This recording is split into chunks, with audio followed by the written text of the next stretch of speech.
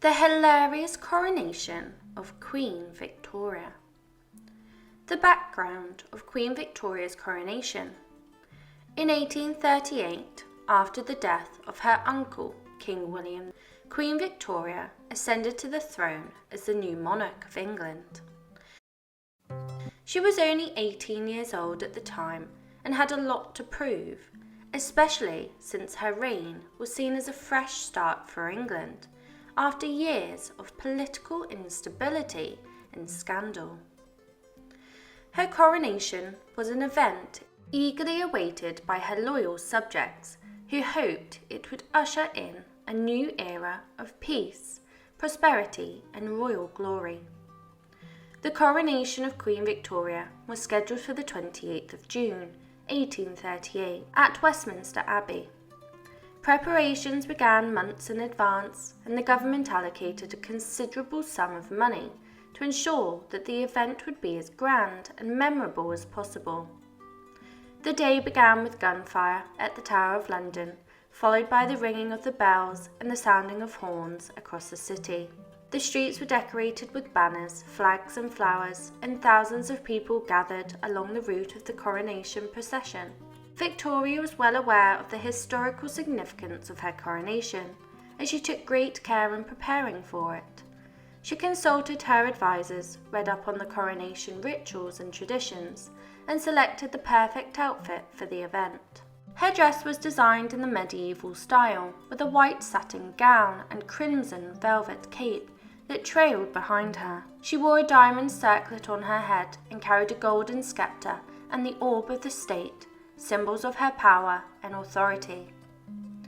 The preparation for the day of the coronation was meticulous, with rehearsals conducted for every aspect. Victoria made sure that everyone knew the role that they would play during the ceremony, and that everything was ready.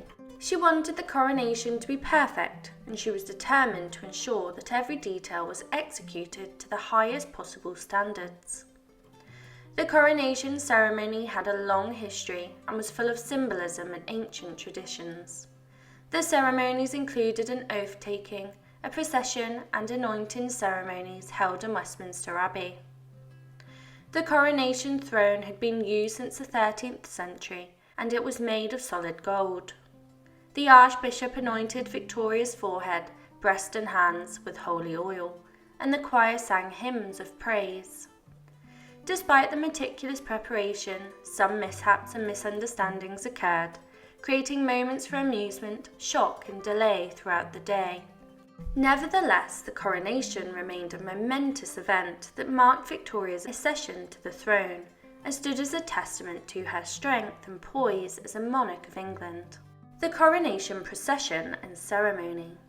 The procession that marked the coronation of Queen Victoria was a sight to behold. It was long and winding, spanning several miles as it made its way through the streets of London. In attendance were thousands of loyal subjects, all eager to witness the momentous occasion. Victoria appeared calm and collected, regally seated in the gold state coach drawn by 8 white horses. The coach was a magnificent sight to behold, adorned with gilded symbols of the British Empire. As Victoria made her way to Westminster Abbey, the crowds lining the streets cheered and waved their hats, expressing their devotion to the young queen. And once she had arrived at the Abbey, Victoria proceeded to take the coronation oath. She was then anointed, receiving various symbolic items, including spurs, a sword and scepter, as well as a coronation ring, which caused some trouble for Victoria due to a misunderstanding by the jewellers who had created it. The crowning of Victoria was a momentous occasion, and it was a spectacle to behold. The Queen wore a stunning outfit that included a rich crimson velvet mantle and train, a satin slip adorned with gold, and a diamond circlet atop her brow. The crown, which was made of gold and studded with diamonds, was placed on her head by the Archbishop of Canterbury. However, it was too tight, and Victoria had to ask for it to be adjusted. During the ceremony, several amusing incidents occurred, adding a touch of light-heartedness to the otherwise serious proceedings. One peer of the realm fell at her feet, while a treasurer threw coronation medals into the crowd. The communion service was also interrupted when the bishop missed a critical part of the ceremony, and Victoria had to return to the throne to correct the mistake, leading to delays in the post-coronation procession. Despite these difficulties, Victoria remained composed and looked regal in her stunning outfit. The ceremony showcased the loyalty and affection of her subjects towards the young queen, making it a day that would be remembered for generations to come. However, there was no coronation banquet, and Victoria watched the fireworks from her mother's balcony instead. As the day drew to a close, Victoria was not tired and discussed the day's events with Lord Melbourne. Despite the lack of sleep and the length of the day, Victoria remained enthused and energetic, eager to reflect on the events of the day and the significance of the occasion.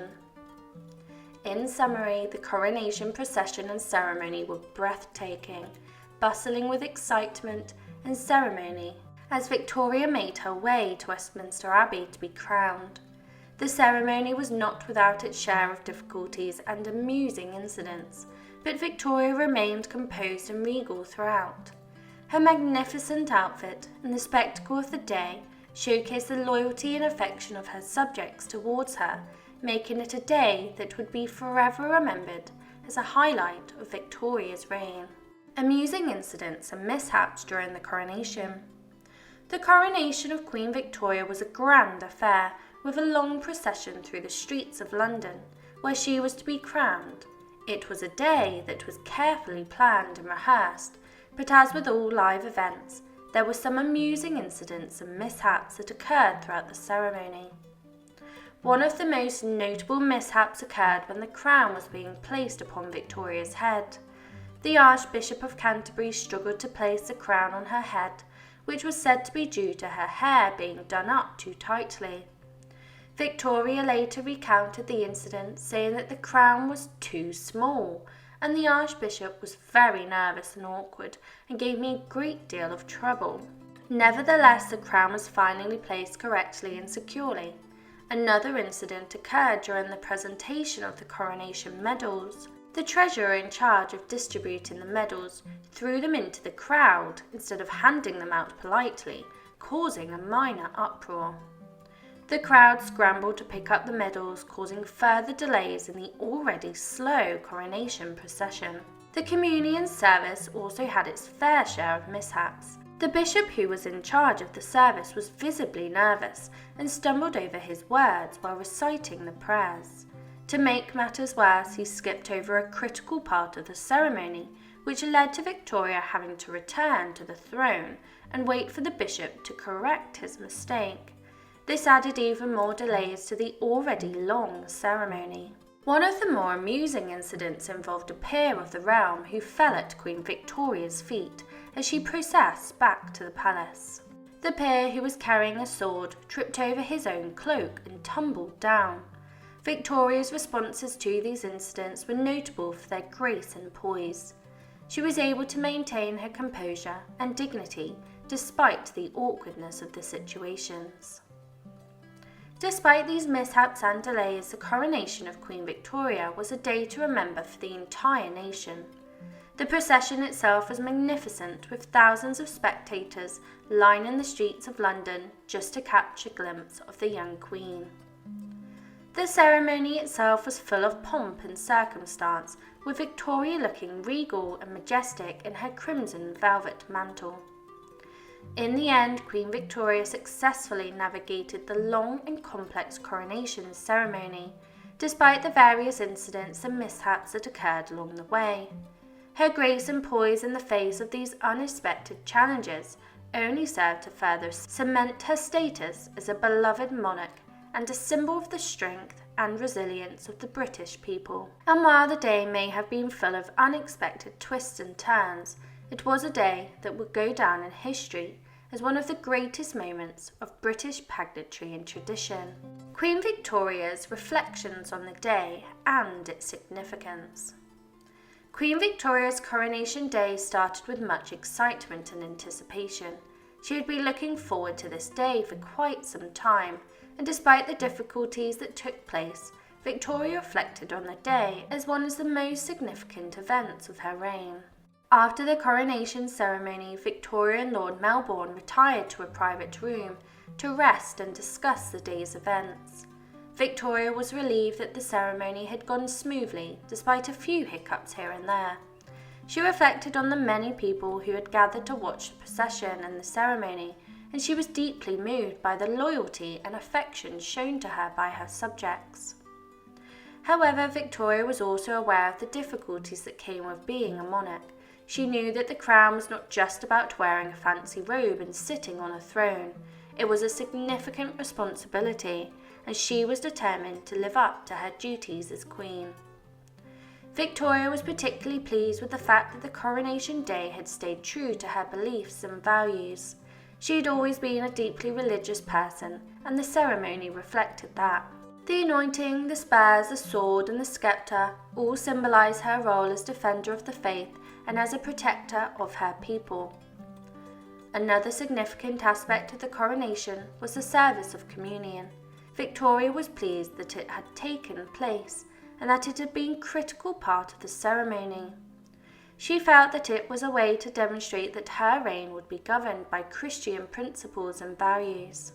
And despite the hilarious mishaps and difficulties that occurred, Victoria reflected on the coronation day as a momentous occasion in her life, and she was proud to be Queen of England, and she was determined to do her utmost to serve her country and her people to the best of her abilities.